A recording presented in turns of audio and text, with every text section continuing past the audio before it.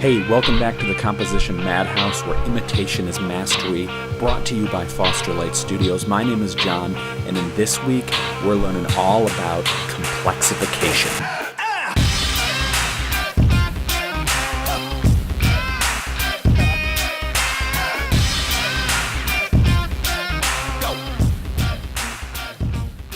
In our last video, we were looking at the 9 ways to simplify your composition.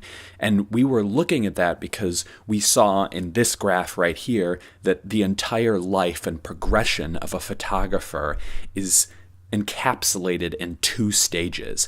The first stage is learning how to move from a simple snapshot where you have just tons of junk in your image to simplify it down through 9 steps, 9 different ways to a simple, more elegant image.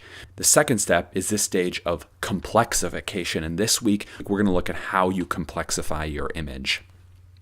Now, when we're talking about how to complexify your image, there's really 2 questions that we need to address. The first one is, what am I complexifying? And the second one is, what is complexifying in the first place? So, first question, what am I complexifying? Now, you may think, well, this is obvious. I'm complexifying my image, like the picture I'm taking.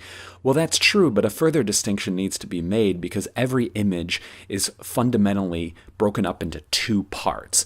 And we call those various different things. Sometimes you call them figure or ground. I like to call them the subject and the background because that's kind of how we think of it. We don't normally use the terms in everyday parlance, figure and ground, but it's broken up into your subject and your background. So your subject is just the main thing you're taking a picture of. So typically people, but if you're taking a picture of still life, it's fruit, or if you're taking pictures of animals, it's the animal. And then the background is whatever is behind it, right? The first question that you need to answer is, what am I complexifying? Which part am I complexifying? Do I want to complexify the background of the image, or do I want to complexify the subject of the image, the person, the animal, the thing? Now, after you've decided which part of the image you want to complexify, you've got to decide, well, how do I want to complexify? And this is about what complexifying actually is. And once again, there's a distinction that we need to understand, and that is that there's 2 kinds of complexification. There's 2 questions, there's 2 stages, 2 things you always have to answer when you are ready to complexify your image.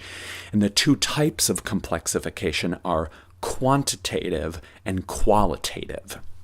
Quantitative complexification is simply the first stage of adding something else into your image. You're adding another subject.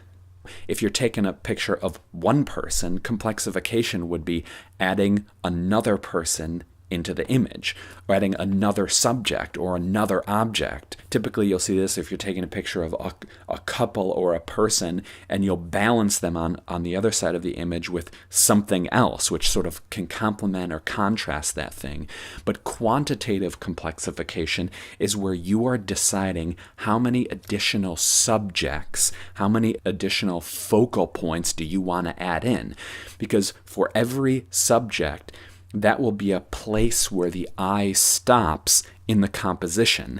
You look at the main subject first, if it's designed well, the image, if it's composed well, and then you will look at the second, and your eye will be drawn around to each of these nodes, each of these subjects in the image.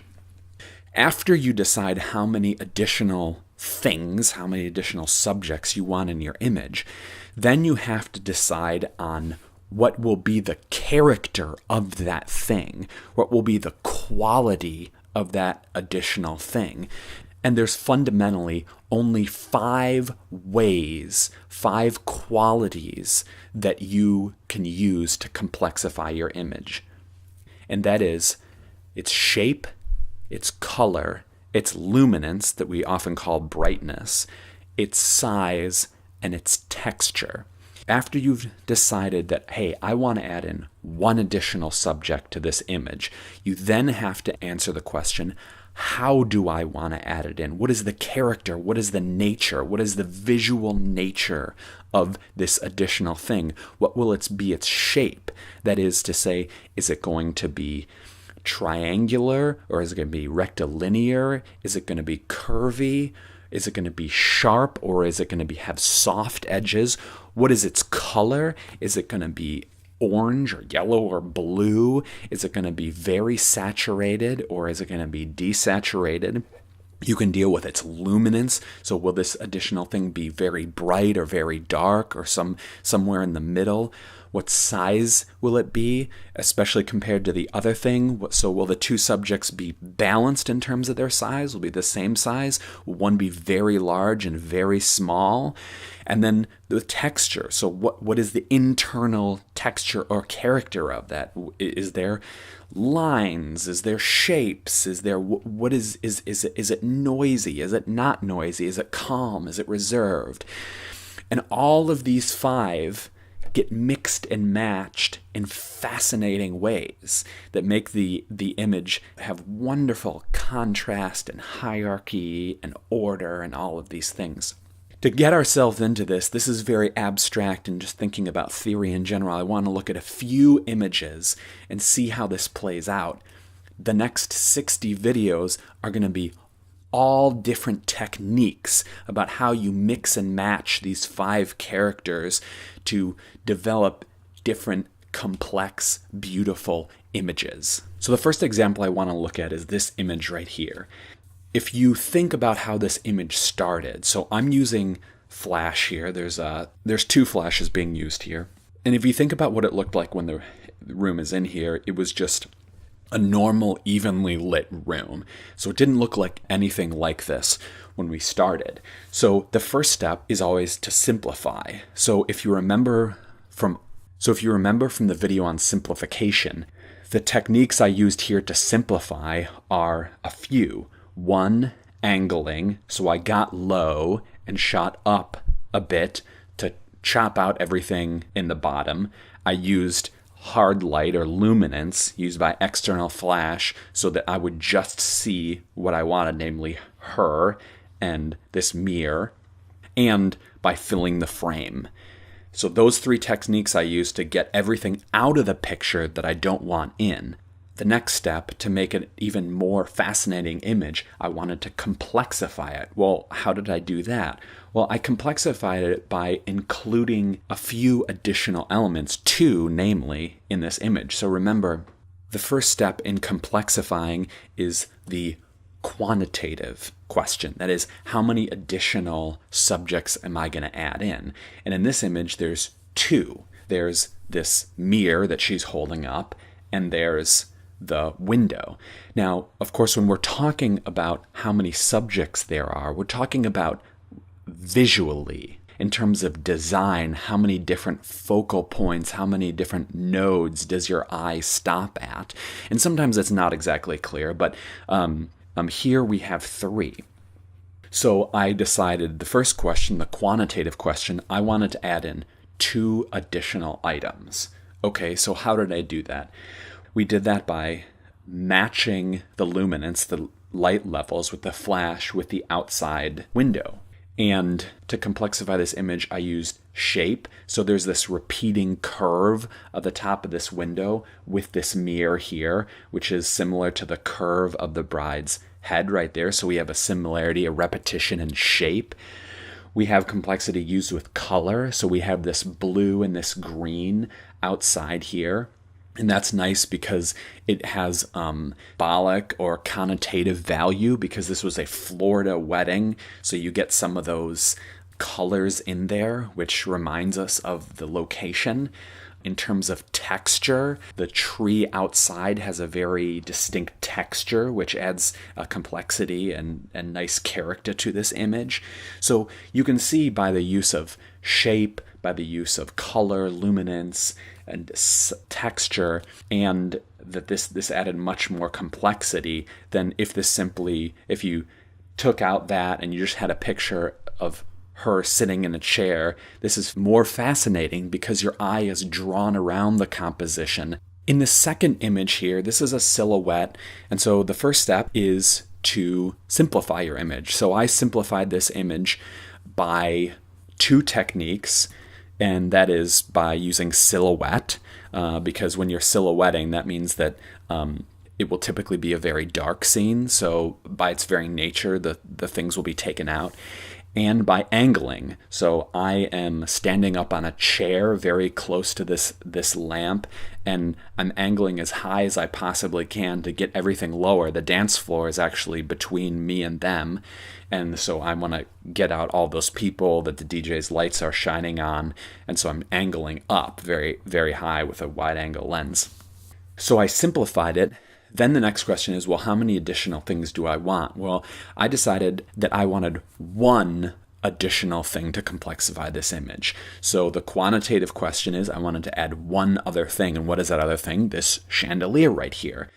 Okay, we have simplified the image, and we've done the first step in complexifying it, deciding how many additional subjects. Then the next question is the character, the nature of this complexity. And I used a couple of techniques. The main technique is with color. That is to say, this is a complementary color palette. So on the color wheel, this is a very often used technique in graphic design as well as in photography, where you'll take two opposite colors which complement each other, which go well together on the color wheel. So blue and orange are opposite on the color wheel. And so I decided, hey, I want this to be a balanced composition by having a blue part and by having an orange part. And so these lights are tungsten, so I knew, okay, I'm going to have to go get my flash. So that's the use of luminance, the qualitative characteristic of luminance, and I took a flash and I gelled it blue and stuck it behind them so that I can capture that silhouette and that I would get this complementary color palette. It's also using texture here, so the light has a nice internal complexity, right? These repeating circles, which is very pleasing. So here in our last image we're going to look at, the first step was simplification, as always, and I did that by two techniques. One is by angling, so I got low and I shot up to cut out all the people's feet in the dance floor and everything, and to make sure that my subjects pop up against the people who are behind them, and to make them be more prominent, as well as luminance. So I'm using external flash here to flash them to make sure they're brighter than everything else. So after that, I could have been very tight and just have them in, but I wanted a more complex, more beautiful image. So in this image, I decided to complexify both the subject and the background. How did I do that? Well, a couple of techniques we've talked about. First, I complexified the background by changing the luminance. So I put the flash on the lowest setting possible. I boosted my ISO up so that I could get some of the texture of that background, right? Because I didn't want it to go completely black. I wanted to see some of the texture and the color of the sky coming in. I complexified the subject by adding in these string of lights. And so that's using shape, it's using both its shape in terms of these little string these ball lights, as well as these nice lines they're creating, which is balancing the top and the bottom half of the composition, because you have a line of people at the bottom and then you have this nice line at the top. I'm doing it by luminance because I'm matching the luminance of the lights up there with the luminance of our subject, so there's a balance in luminance. And so you have nice repetition. The color also balances because you have them who are a very warm color and the lights that are very warm color. So when you come out of this image, if you were to just be punched in tight on our couple like this, it's a nice image, but it's much nicer and more elegant and beautiful, and it flows better if you're like this and the background is more complex and you have this string of lights, which gives us two places to look in this image. Thanks for watching this week, guys. Check back next week when we're going to have a video about luminance complexification and how to do a unique technique with Flash. Please like, subscribe, and share this if you know any photographers who would be interested. Thanks so much.